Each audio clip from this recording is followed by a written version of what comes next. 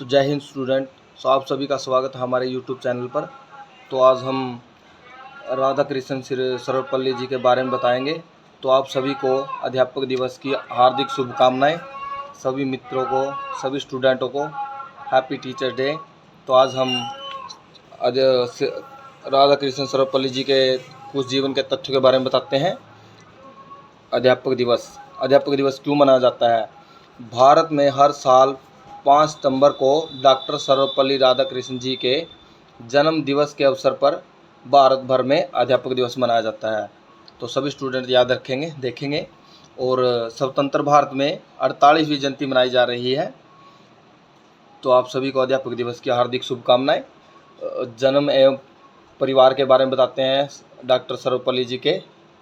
तो डॉक्टर सर्वपल्ली जी का जन्म 5 सितंबर 1888 को मद्रास के चित्तूर जिले के तिरुतनी ग्राम में के एक तेलुगु भाषाई ब्राह्मण परिवार में हुआ था।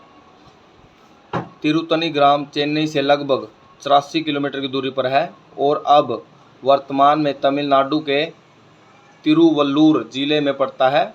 उनके पिताजी का नाम सर्वपल्ली वीरास्वामी और माता जी का नाम सीता माँ था। उनके पिता राजस्व विभाग में कार्यरत थे। वीरास्वामी के 5 पुत्र थे और एक पुत्री थी, और 5 पुत्रों में राधा कृष्ण जी का दूसरे नंबर का था। तो विद्यार्थी जीवन के बारे में बताते हैं आप सभी को। राधा कृष्ण जी का बाल्यकाल तिरुपति जैसे धार्मिक स्थलों पर ही व्यतीत हुआ है। यहीं पर 8 साल व्यतीत किए राधा कृष्ण जी ने। और लूथरन मिशन स्कूल तिरुपति में 1896 से 1900 के मध्य महाविद्यालय के लिए यहाँ पर आए। फिर अगले 4 वर्ष 1900 से 1904 तक वेल्लूर में ही शिक्षा प्राप्त की। इनकी शिक्षा का जो जीवन काल है यही 12 वर्ष के अध्ययन के लिए चला। 12 वर्ष का अध्ययन चला। 1902 में राधा कृष्ण जी ने मैट्रिक की परीक्षा पास कर ली थी और 1918 में मैसूर महाविद्यालय में दर्शन शास्त्र में सहायक अध्यापक बने। तो चलते हैं हम उनके दाम्पत्य जीवन के बारे में। यहाँ पर दाम्पत्य जीवन सर्वपल्ली राधाकृष्ण जी के दाम्पत्य जीवन के बारे में कुछ तथ्य बताते हैं आप सभी को। अगर अच्छा लगे तो लाइक करें, कमेंट करें। देखते हैं उनके दाम्पत्य जीवन के बारे में। राधा कृष्ण जी का जन्म ब्राह्मण परिवार में हुआ था और 8 मई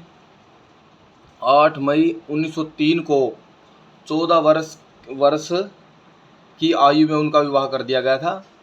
उनकी पत्नी का नाम शिवा कामू था, और उस समय वह 10 वर्ष की थी।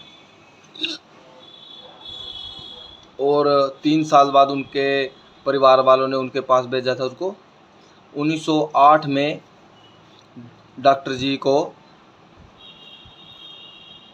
एक पुत्री की प्राप्ति हुई। उनका नाम सुमित्रा रखा गया।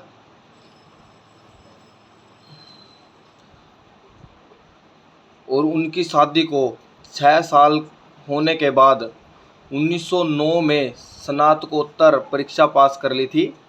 1908 में राधा कृष्ण जी ने एमए की उपाधि प्राप्त कर ली थी। तो हमारे भारत में उनका कार्यकाल